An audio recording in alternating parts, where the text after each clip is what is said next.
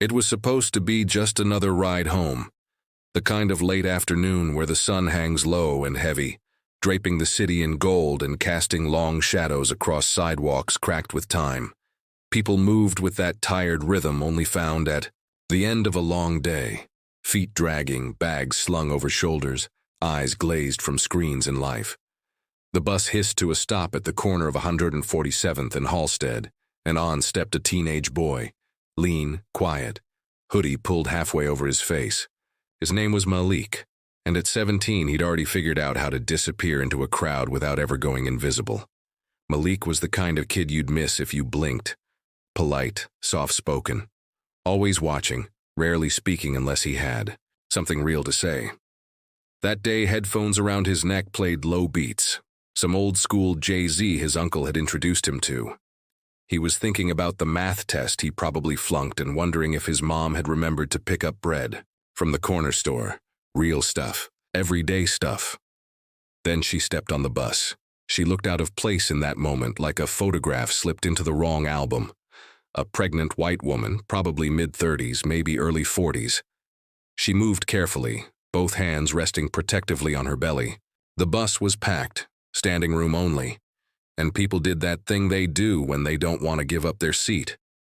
Eyes glued to phones, pretending not to see. Nobody moved, nobody even blinked, except Malik. Without a second thought, he stood and gently gestured for her to take his seat. She hesitated for just a breath, eyes locking with his. Then she nodded, lips tight, and sat down with a relieved sigh. That could have been the end of it.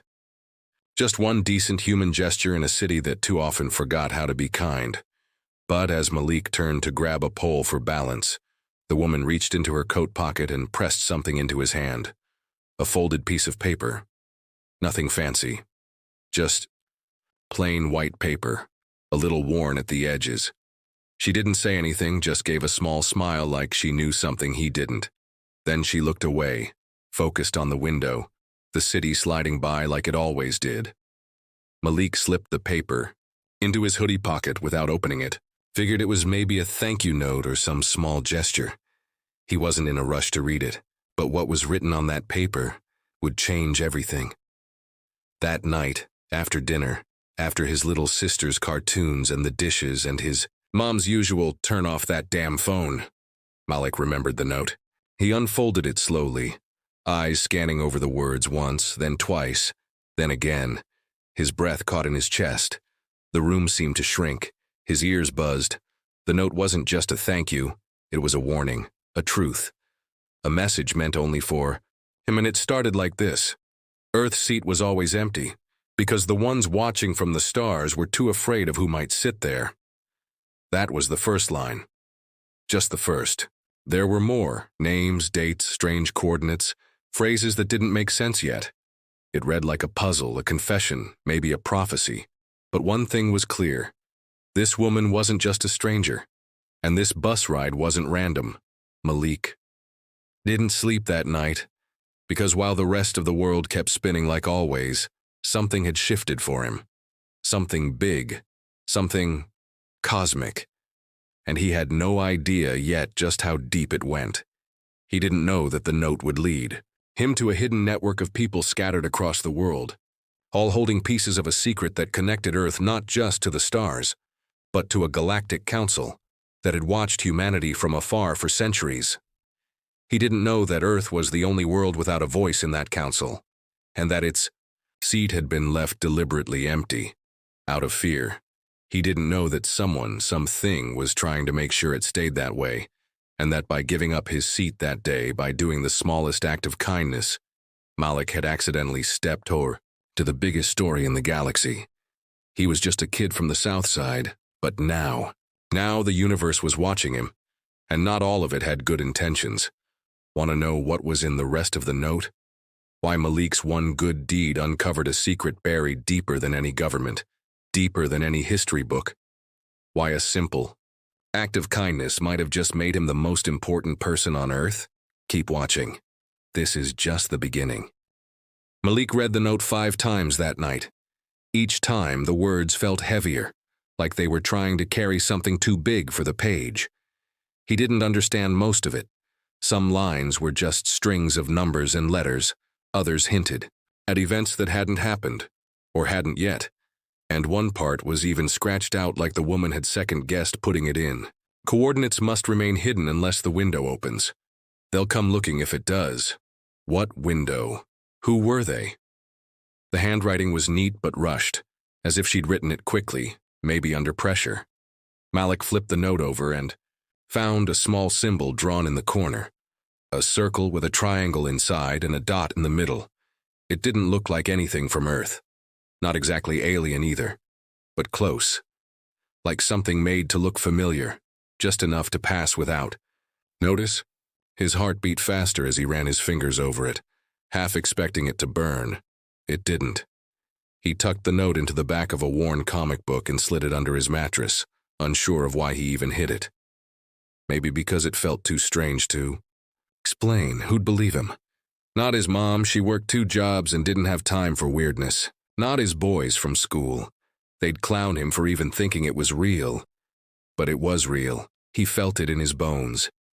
The next morning felt wrong the moment he woke up. His alarm didn't go off, even though he swore he set it. The street outside was too quiet, like the city was holding its breath. And when he stepped outside, a strange man in a gray suit was standing across the street, staring directly at him. Not moving, not blinking. Malik froze for a second, then looked away like he wasn't sure what he saw. When he looked back, the man was gone. Just gone. He didn't tell anyone. He didn't mention the note to his mom when she reminded him for the 100th time to grab something to eat before school. He didn't say anything to his teacher when he caught himself zoning out during science class, eyes drifting to the globe in the corner of the room, like it suddenly held answers. All day he felt like someone was watching him, like shadows were stretching in places they shouldn't. At lunch, he sat alone in the courtyard playing back every second of that bus ride in his head. The woman had barely spoken. She never even told him her name. Why him? Why then? Later that night, curiosity beat fear. Malik snuck into the library on 84th and Michigan. It was one of those old spots people forgot was even there. Half the lights didn't work, and the librarian barely looked up from her romance novel. He grabbed a couple of dusty encyclopedias and started researching galactic councils, alien signals, secret societies, anything that might explain even part of what he read. That's when he found it, buried in an online archive of fringe science. Forums, a post dated 15 years ago. Why is Earth's seat at the Orion Council still empty? I saw the tapes. We were invited once, we declined. Then they locked the seat and started watching, waiting. Not for our leaders, for someone else. The username was deleted. No replies. But the post had one attachment, a scanned photo. A chair, not just any chair. Black metal twisted with strange carvings floating in a room that looked like it wasn't even in our reality.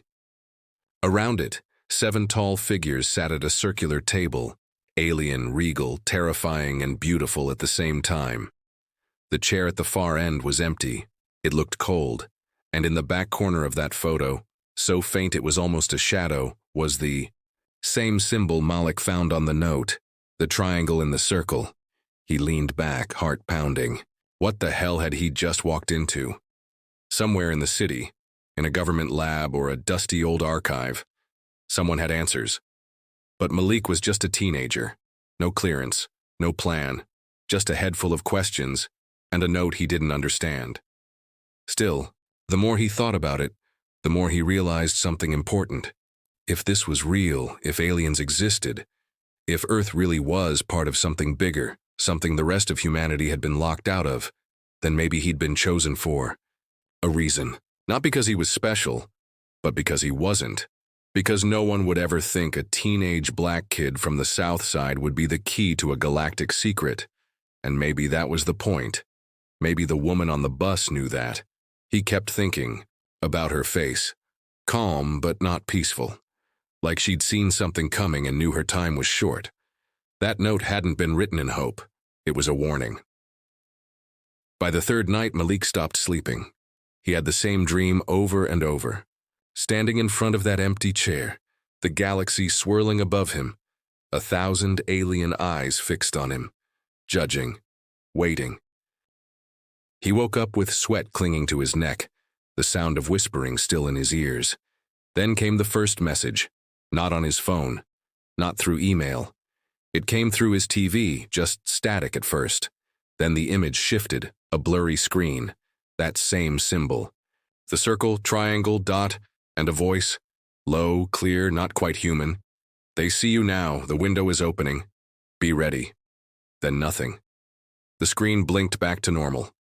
Cartoons for his sister like nothing ever happened. Malik just stood there, shaking. Whatever was happening, it wasn't just about him anymore. Someone, something was watching. And if they were afraid of Earth's seat finally being filled, then maybe that empty chair was never a mystery.